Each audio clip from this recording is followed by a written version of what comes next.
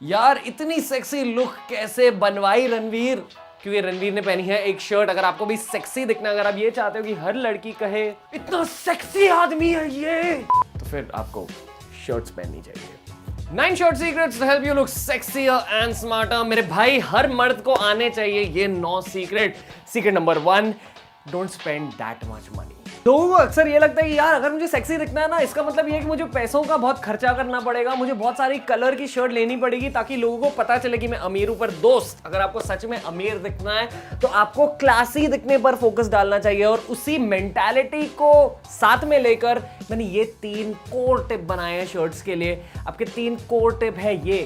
First, only by white, blue, light blue और black shirts first. अगर ये 3 colour के शर्ट आपके अलमारी में है ना, मतलब आपके सारे के सारे लुक्स कवर हो गए हैं। आपके पार्टी के लुक, ऑफिस के लुक, डेट के लुक, कैजुअल लुक, सारे के सारे लुक्स इन शर्ट्स के साथ कंप्लीट हो गए हैं। इनको आप पेयर कर सकते हो जीन्स के साथ, चीनोज के साथ, आप बहुत तगड़े दिखोगे। दूसरा रूल, जब आप शर्ट शॉपिंग के लिए जा रहे हो ना, हर शर्ट पर मिनिमम आइडियली आपको खर्च करने चाहिए 1500 रुपीज, 1500 रुपए। कुछ लोगों को लगेगा कि यार ये इतना ज्यादा महंगा क्यों?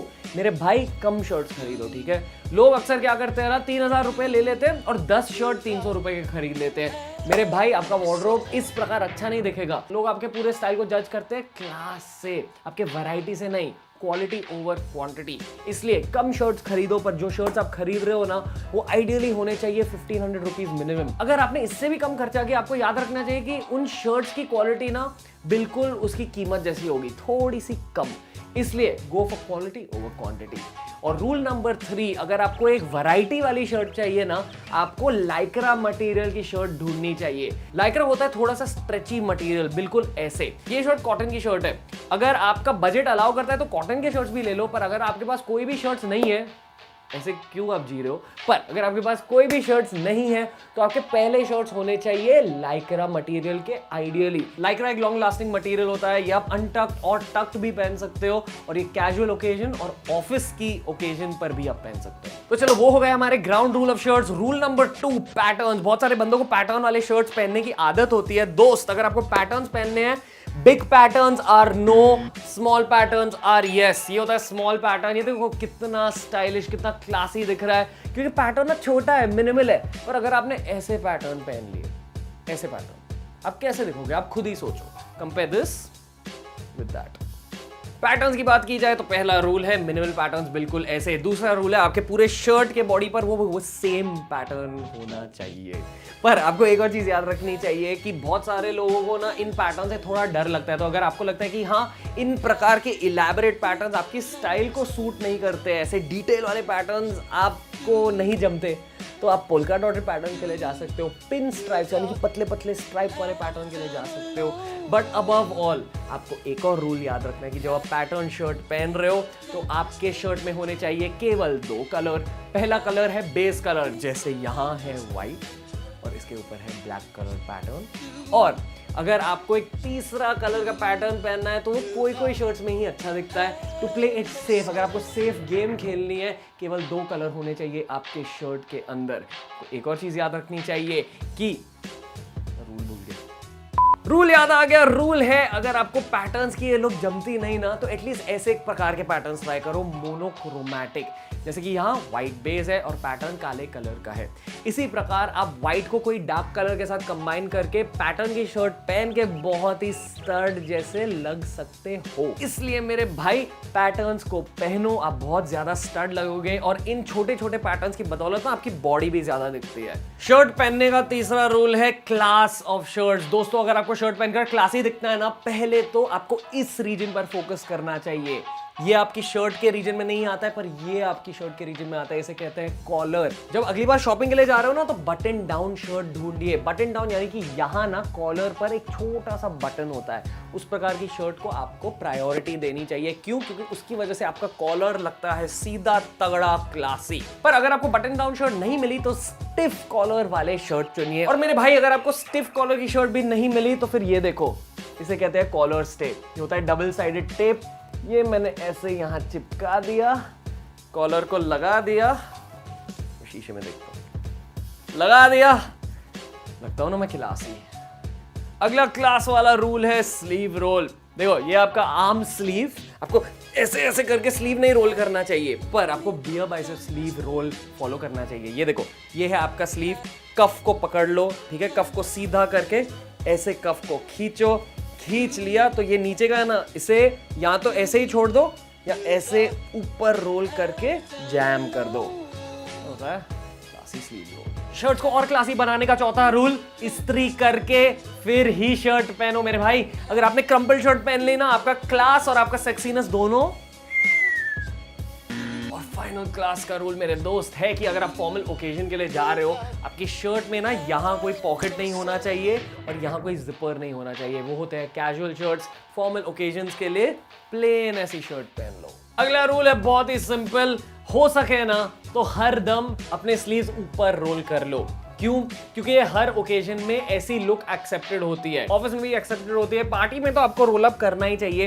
पर अगर आपको फुल स्लीव वाली शर्ट पहननी है ना, तो आइडियली वो थोड़ी महंगी वाली शर्ट होनी चाहिए, क्योंकि आपके जो कफ की लेंथ है ना, यहाँ की लेंथ, इस चीज की लेंथ जैसे कहते हैं कफ, ये कफ की लेंथ ना थोड़ी सी लंबी होनी चाहिए अगर आपको फुल स्लीव शर्ट्स पहनने हैं। और एक और चीज, जो आपकी पूरे आर्म की लेंथ है ना शर्ट की, वो एग्जैक्टली आपके रिस्ट पर एंड होनी चाहिए, बिल्कुल ऐसे। अगर वो थोड़ी ज्यादा लेंथ पर एंड हो गई या थोड़ी पास के लेंथ पर एंड हो गई तो आपकी शर्ट लगेगी अनटाइडी। इसलिए मेरे भाई ideally go for a roll up sleeve. दोस्तों मैंने मेरी शर्ट बाहर क्यों रखी है? क्योंकि अगला रूल है how to decide whether to tuck in और टक आउट।